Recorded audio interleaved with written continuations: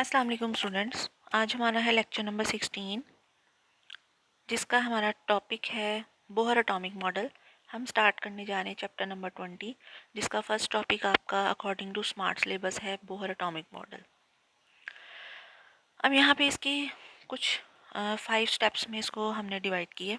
एक तो इसकी बैकग्राउंड, फिर बोहर एटॉमिक मॉडल के पोस्टुलेट्स, फिर हम फाइंड करेंगे क्वांटाइज्ड रेडियाई, फिर क्वांटाइज्ड एनर्जी, उसके बाद लास्ट पे हम फाइंड करेंगे इसमें एटॉमिक स्पेक्ट्रा। अब सबसे पहले इसकी बैकग्राउंड पे आ जाएं आप। अब बैकग्राउंड में आपके पास क्या है कि डेमोक्रेटिस सबसे पहला साइंटिस्ट था जिसने एटॉमिक थ्योरी को सबसे पहले प्रपोज किया, जिसे हम एटोमास का नाम देते हैं, मींस इंडिविजिबल। मतलब ये बहुत पुरानी सी एक हिस्ट्री है। ओवरऑल मैं इसका जनरल से आपको व्यू दे रही हूँ। उसके बाद एरिस्टोटल ने प्रपोज किया था कि फायर, अर्थ, वाटर, एयर, ये सारे मिला के आपके पास जो है वो एटॉमिक थ्योरी बनती है।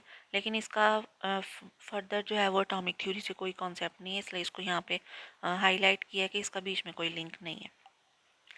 इसके बाद जॉन डाल्टन ने अपनी थ्योरी पेश की थी कि matter is made up of atoms, कि मैटर आपके पास एटम से मिलके बना है। Every element has different atoms, और हर एलिमेंट के अंदर डिफरेंट एटम्स होते हैं। ये जॉन डाल्टन की अपनी थ्योरी थी। उसके बाद जे थॉमसन ने इलेक्ट्रॉन की डिस्कवरी दी, और उसने प्लम पुडिंग मॉडल दिया था जो आप पहले प्रीवियस क्लासेस में भी पढ़ के आए हैं। तो जो कि वो भी इतना ज़्यादा जो है वो एविडेंट नहीं था। तो इलेक्ट्रॉन जो है उसकी डिस्कवरी इसने दी थी जे थॉमसन ने। इसके बाद लॉर्ड रदरफोर्ड ने प्रोटॉन और न्यूक्लियस को डिस्कवर किया, और उसने अपना मॉडल इस तरह से पेश किया था कि जो सोलर सिस्टम है, ठीक है, जो आपके पास एटम्स हैं उन उसका जो स्ट्रक्चर है वो एक सोलर सिस्टम की तरह, कि सेंटर में न्यूक्लियस है जैसे सन होता है, और उसके गिर्द जो है वो डिफरेंट इलेक्ट्रॉन्स जो हैं वो रिवॉल्व करें। उसके बाद चार्टविक ने न्यूट्रॉन डिस्कवर किया। फिर नील बोहर ने एटॉमिक मॉडल अपना पेश किया था the on the basis of de Broglie assumption, जो हम पढ़ के आए हैं पीछे, डी ब्रॉगले हाइपोथेसिस।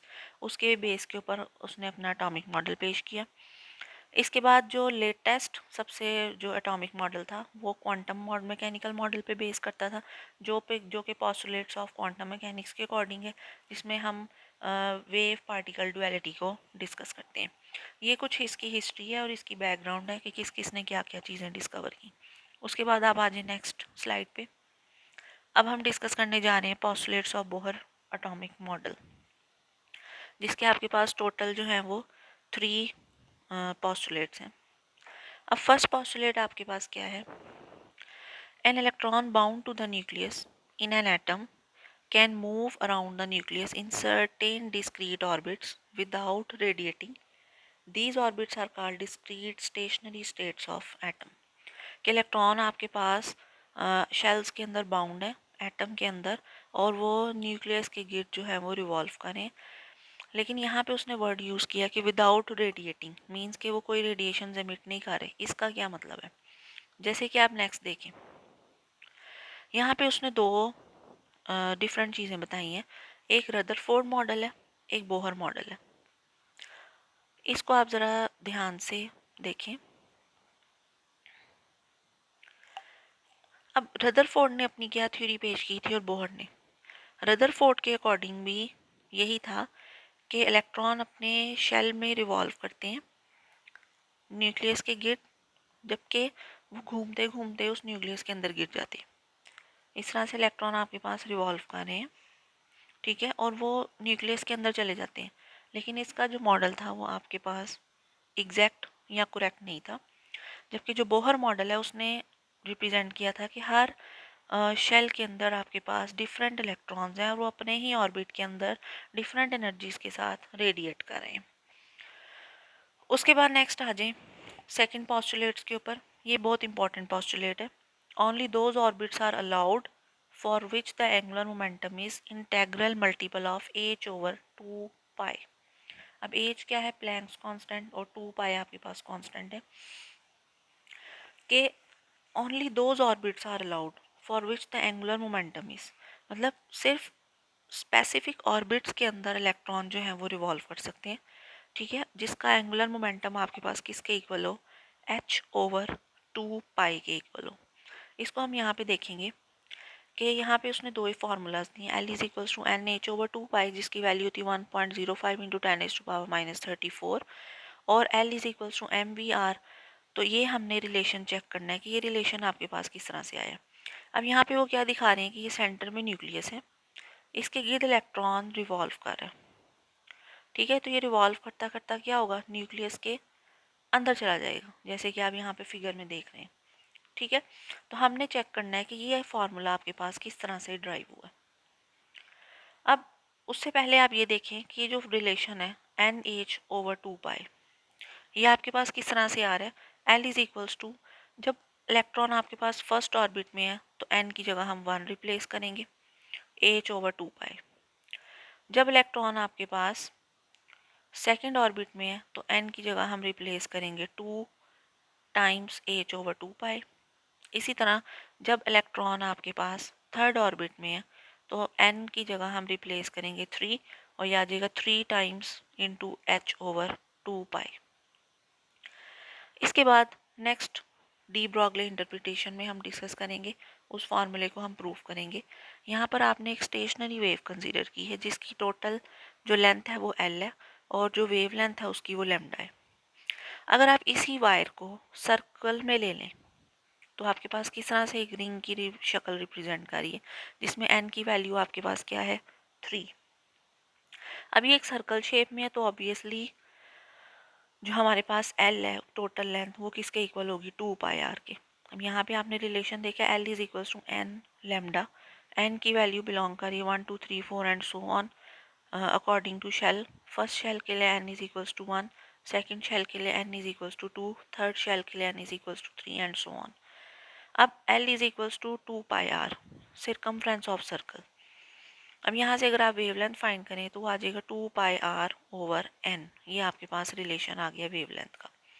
इसी तरह से अगर हम नेक्स्ट देखें तो ये हमने अभी प्रूफ किया कि wavelength is equals to 2 pi r/n और अभी पिछले हम चैप्टर में पढ़ के आए हैं wavelength is equals to h/mv।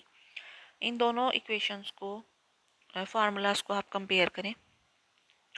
2 pi r/n is equals to h/mv। यहाँ से आपने MVR को सेपरेट कर लेना, क्रॉस मल्टीप्लाई कर लें तो MVR आपके पास किसके इक्वल आ जाएगा NH/2 पाई के और MVR किसके इक्वल है L के, तो वो आ जाएगा NH/2 पाई के। ये हमारा था सेकंड पोस्टुलेट। और आपको पता है कि जो H/2 पाई है ये आपके पास H कट के इक्वल होता है, तो हम लिख सकते हैं L is equals to NH cut. इसके बाद नेक्स्ट आ जाए थर्ड पोस्टुलेट के ऊपर। अब थर्ड पोस्टुलेट आपके पास क्या है, whenever electron makes a transition from high energy state to low energy state, electron जब भी जंप करता है ट्रांजिशन परफॉर्म करेगा हाई एनर्जी स्टेट से लो एनर्जी स्टेट की तरफ जंप करेगा तो उसमें से फोटोन इमिट होगा जिसकी एनर्जी होगी HF।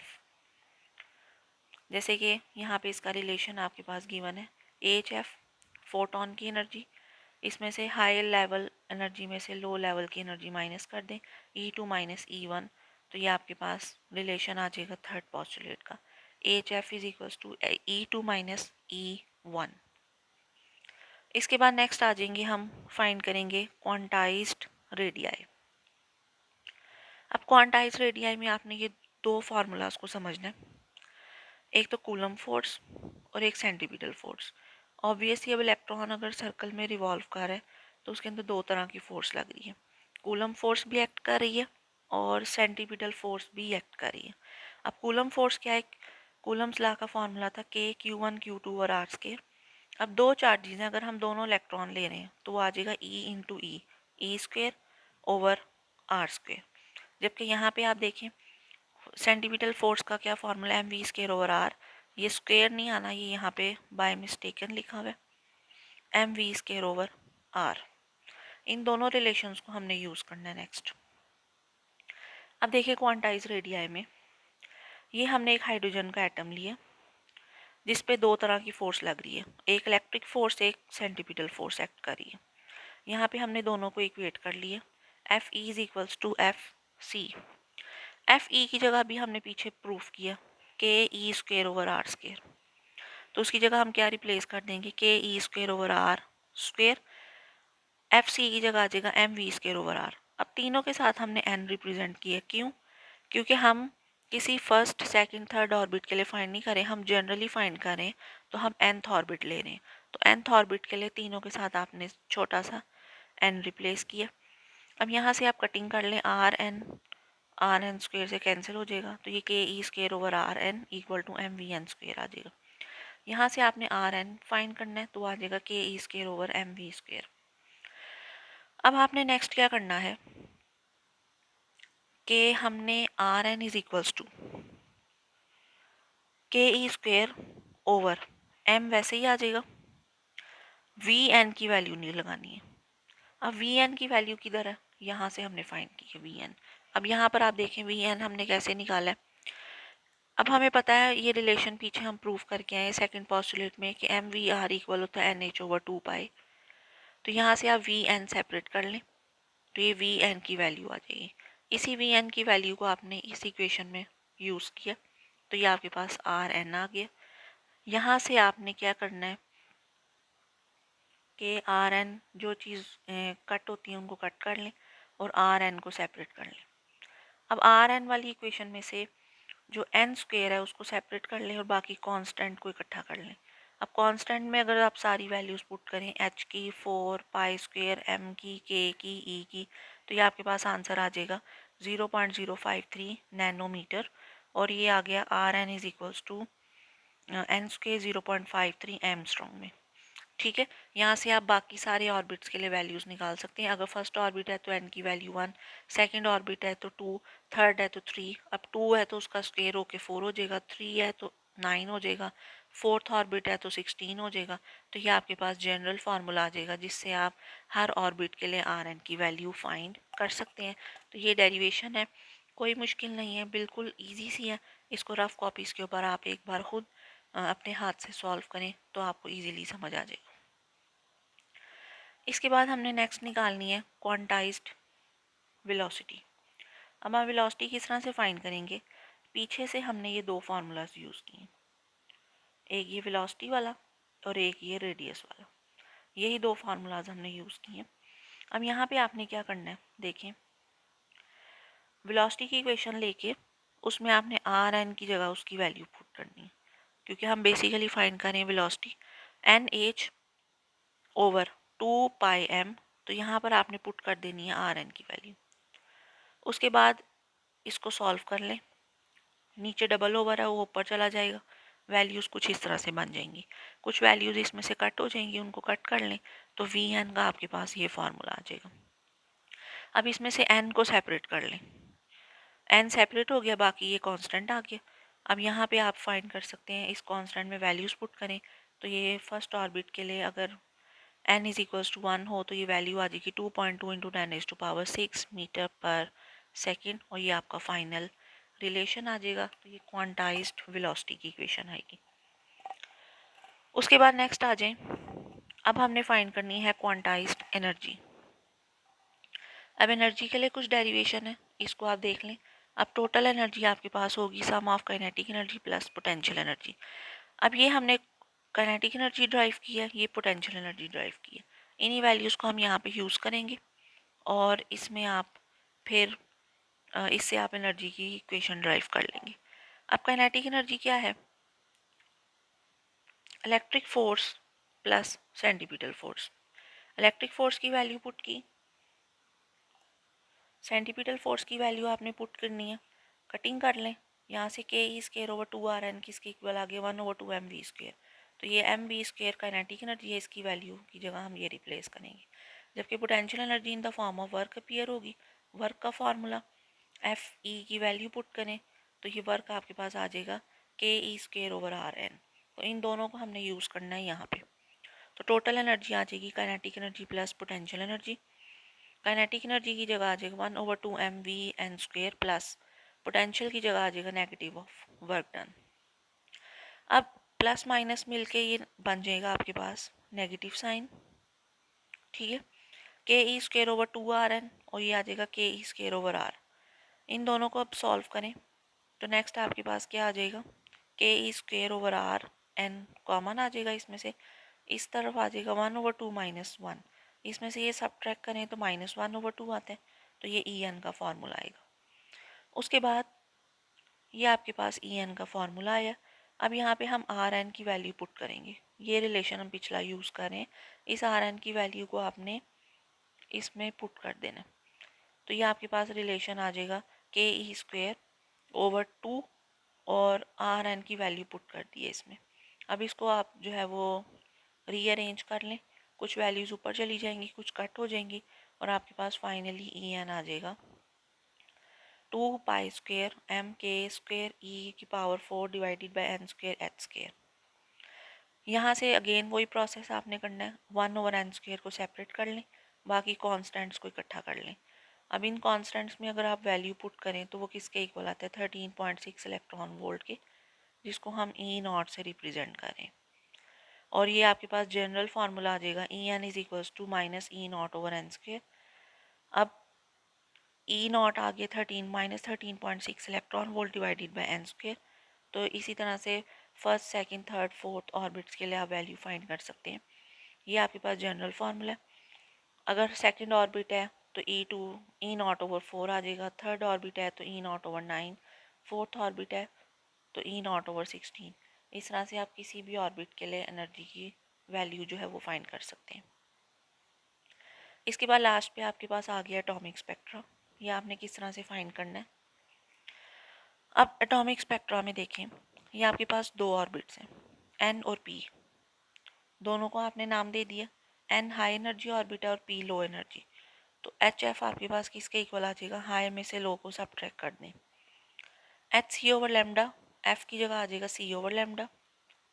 और यहाँ पे आपके पास आ जाएगा, अच्छा ये बीच में ये प्लस नहीं आता है, यहाँ पे ये माइनस आता है, इसको ठीक कर लें, फिर माइनस माइनस अगले स्टेप में प्लस हो जाएगा। अब ई एन आ जाएगा E not over N square और ई पी आ जाएगा E not over p square, p orbit के लिए और एन ऑर्बिट के लिए। यहाँ पे आपने क्या करना है, नेगेटिव वाले को बाद में लिखते हैं, पॉजिटिव वाले को पहले लिखते हैं। नेक्स्ट ई नॉट कॉमन ले लें, 1/p² माइनस 1/n²। उसके बाद नेक्स्ट आपने क्या करना है, अगले स्टेप में एच सी को दूसरी तरफ जाके ई नॉट के नीचे डिवाइड कर दें। अब ये जो आपके पास ई नॉट ओवर एच सी है, ये इक्वल होता है आर एच के, जिसको हम कहते हैं रेडबर्ग्स कांस्टेंट। और ये आपका फाइनल रिलेशन है एटॉमिक स्पेक्ट्रा का, R H is equals to E not over H C. और ये रेडबर्ग्स कांस्टेंट की वैल्यू होती है 1.0974 इंटू 10⁻⁷ पर मीटर। ठीक है, तो ये आपका है टॉपिक एटॉमिक स्पेक्ट्रा का। नेक्स्ट आ जाए लास्ट पे एनर्जी इक्वेशंस। एक एक्साइटेशन एनर्जी है, एक आयनाइजेशन एनर्जी है। एक्साइटेशन होता है कि जब इलेक्ट्रॉन लो एनर्जी ऑर्बिट से हाई में जंप करे, और आयनाइजेशन आपके पास क्या है, जब इन्फिनिटी से हाई एनर्जी ऑर्बिट से लो में जंप करे। तो एक्साइटेशन के लिए फॉर्मूला आ जाएगा E N minus E P, जबकि आयनाइजेशन के लिए आ जाएगा E infinity minus E P. तो ये दो आपके पास फार्मूलाज आ रहे हैं, एक्साइटेशन एनर्जी के लिए और दूसरा आयनाइजेशन एनर्जी के लिए। और ये टेबल आपके पास इसी तरह से ड्रॉ है, आपकी बुक से लिया गया कि first series Lyman series, Balmer series, Paschen series.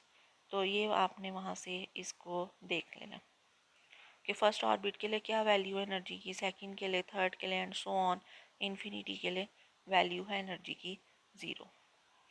ये हमारा आज का टॉपिक है कंप्लीट। इसको आपने पढ़ना है, इसके पोस्टुलेट्स पढ़ने हैं, रेडियाई एनर्जी, ये डिफरेंट डिफरेंट लॉन्ग क्वेश्चंस में आ सकते हैं। ज़रूरी नहीं है कि ये सारा इकट्ठा ही आए। एनर्जी के लिए अलग भी क्वेश्चन बन सकता है, रेडियस निकालने के लिए अलग बन सकता है, बोहर के पोस्टुलेट्स का अलग क्वेश्चन आ सकता है। तो ये बहुत इंपॉर्टेंट लॉन्ग क्वेश्चन है जिसको आपने रेडी करना है। Hope you understand. Thank you. अल्लाह हाफिज़।